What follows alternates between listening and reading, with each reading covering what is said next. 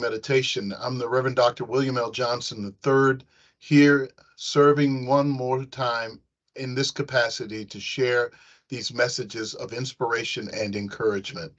As often as we gather together, I often share that my real intention is to inspire and encourage you as you're going through your daily challenges in life. And so we hope that by the end of this time that you are reminded that you're loved, you're appreciated, and that you're irreplaceable. Now to our morning meditation.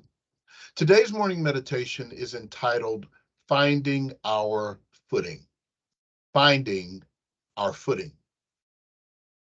Often as I share these messages, I often try to ease into them and bring in various faith traditions and ideas that I think will be impactful for our thought and our conversation together as we leave and as we talk about these messages and as we contemplate and reflect on our own lives and how we are trying to live our best life in the one that God, our Creator, has given us.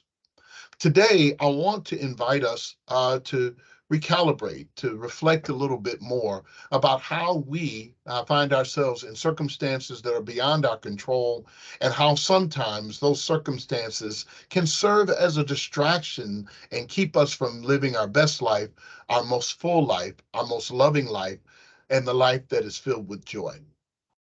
The 73rd Psalm in the Bible offers some words, I think, that might give us some inclination about how to adjust and how to deal with circumstances that don't always pan out the way we want. In the beginning of that psalm, it opens up by sharing a declaration that God is good to God's people, in this case, Israel. And the writer says this almost in a way that leads into the next verse or his next statement. But as for me, he says, I know God is blessing other people, but as for me, my feet stumbled and they almost slipped. That's enough there to give us a moment to reflect. That finding our footing is about getting our footing after losing it, after circumstances that we see or circumstances that we've experienced or situations in which we've encountered have led us to a place where we're not quite sure about our next step, not quite sure whether or not we can stand on our own.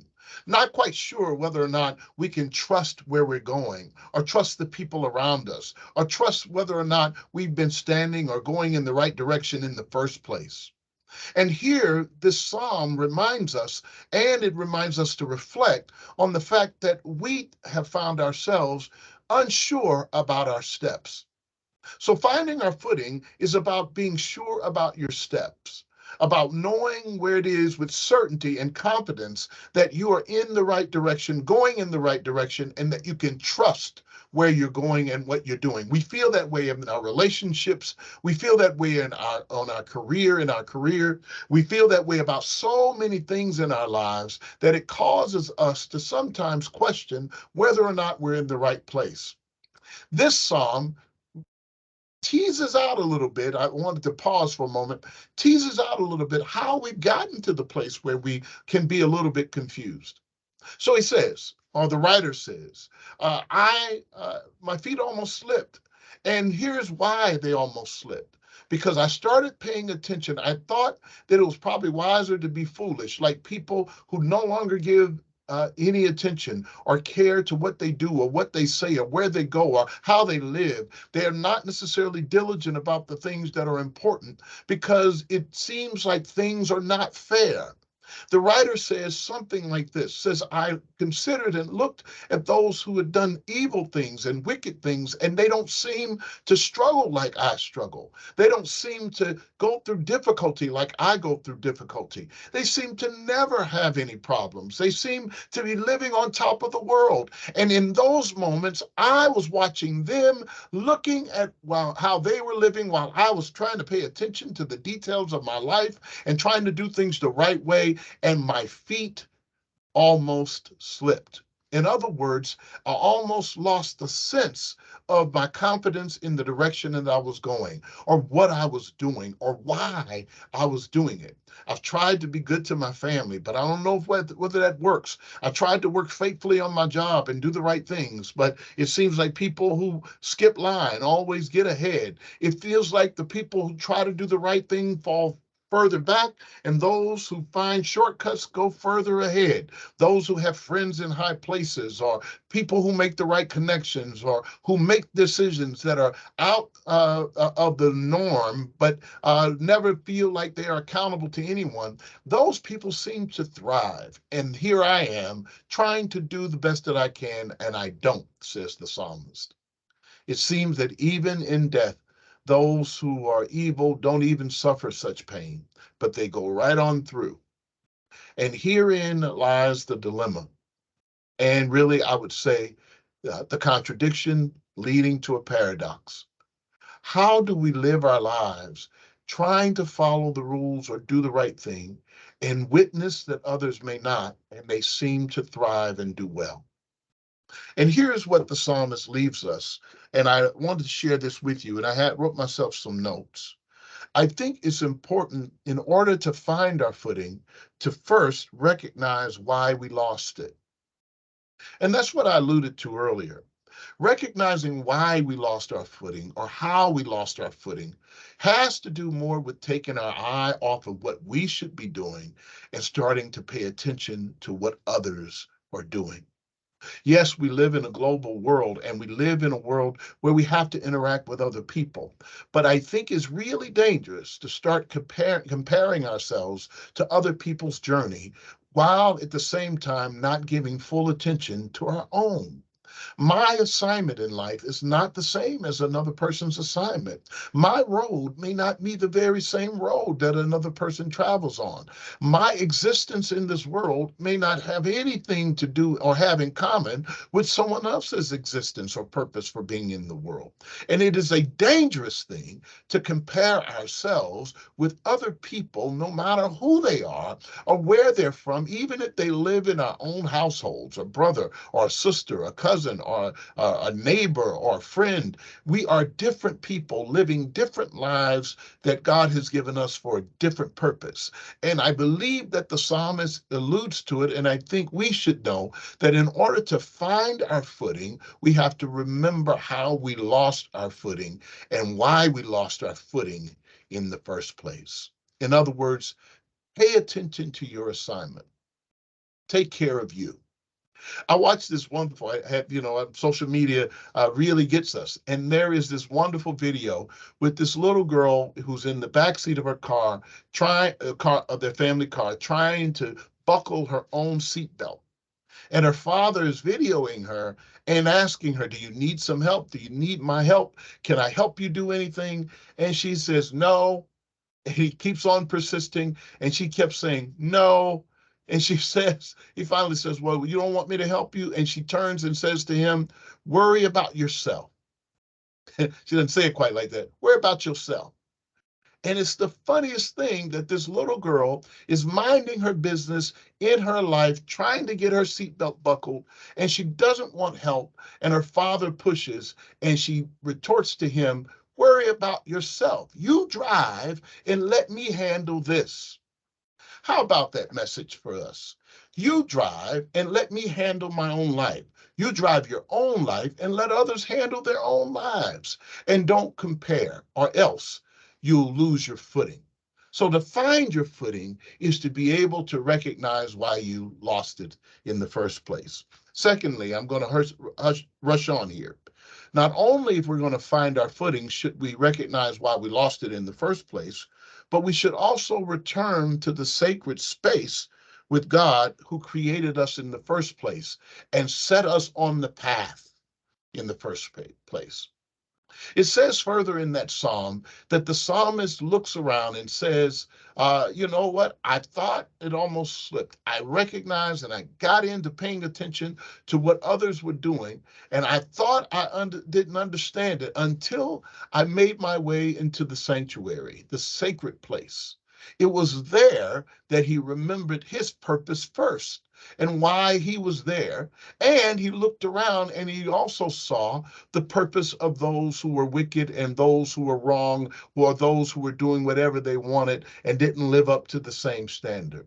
It was in the sacred place where he had to return and be able to discover that. And I don't know where your sacred place is. It may be church. It may be on your back porch. It may be at your grandma or your mother or your father's house. It may be at the art museum. It may be at a place, wherever it is, at the lake, wherever it is where you can find and remember who you are and who you were, where God meets you there and reminds you of your value and your purpose in life. Wherever that is, it's important to go back there in order to get direction so that you can get your footing.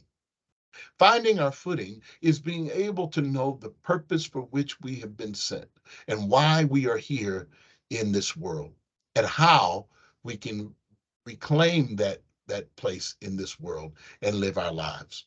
Finally, let me finish up here. It is important as we uh, find our footing to, yes, recognize where we lost it and how we lost it. It's important to return back to the place where we do discover our own selves and who we are. But it's also important to regain our focus, regain our focus.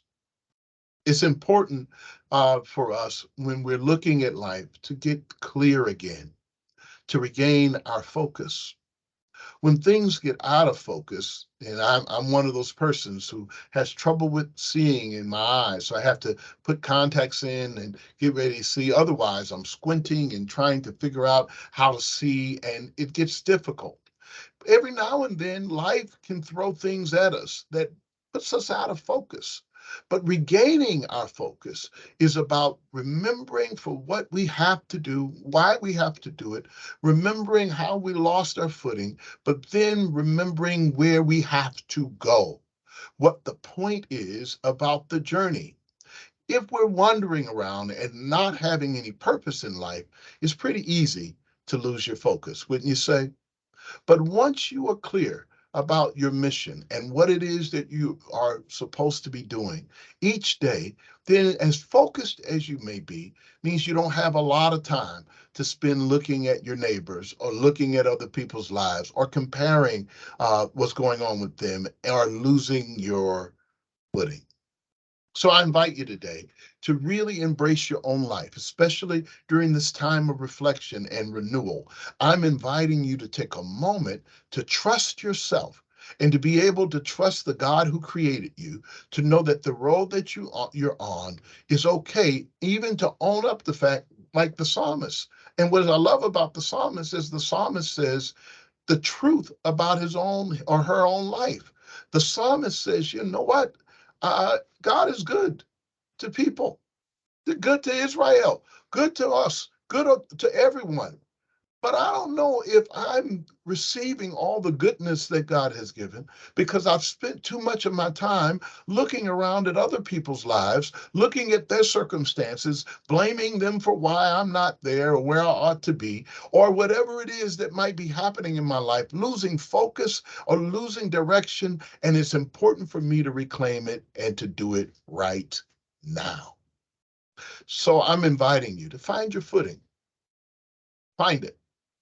I found myself some years ago in what could have been a tragic accident, but I was in a boat going fishing, and somehow, through no fault of my own, the boat flipped over, and there we were in the middle of the lake. And there I was trying to save someone who could not swim. And while I was trying to help them, they kept pulling on the boat so rapidly that I got hit in the head somehow and went underwater.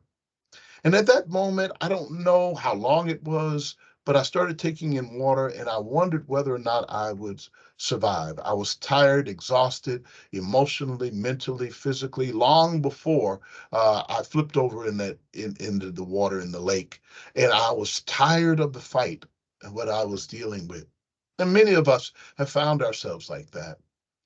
I have found myself in the middle of the ending of a marriage, the challenge of raising children and loving them, of transitioning in career, trying to decide and discover how I was going to live next. And at that moment, here I am going underwater in a lake, and I wondered whether or not that would be it. Until I looked up after hearing my children call my name, came back up to the surface of the water, taking in water, but fighting for my life. I looked up into the sky and I saw birds overhead and I prayed.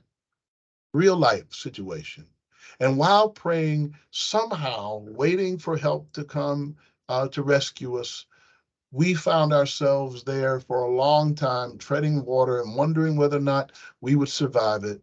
Each moment, scary as it was, feeling a wind blow us, but not aware of where it was taking us. And after a while, I found that I felt something underfoot. Didn't know what it was, a fish or others, but soon enough, I looked around and there the wind had blown us so far, so briskly, that there I was, feeling something under my feet, discovering we had been blown to the marsh for safety, and I could stand on solid ground. Finding our footing is something like that. Sometimes you can't find it, but going and looking up to God, I say, help me to be able to discover my footing again, my reason for being, my purpose for living, for loving, for laughing, and yes, for leaving a legacy. It's important how we live our lives, and it's important that we do so with solid footing underneath us. Be careful how you look over to your left or to your right, ahead of you or behind you, and don't take a moment to really look at the precious gift of life that is you. I hope you find your footing, and I hope that you do it soon so that you can live your best life full of love, full of joy, and full of peace. Have a great day, have a great week, and yes, indeed, have a great life. And remember, you're loved, you're appreciated, and you're irreplaceable. Have a great one. Bye bye.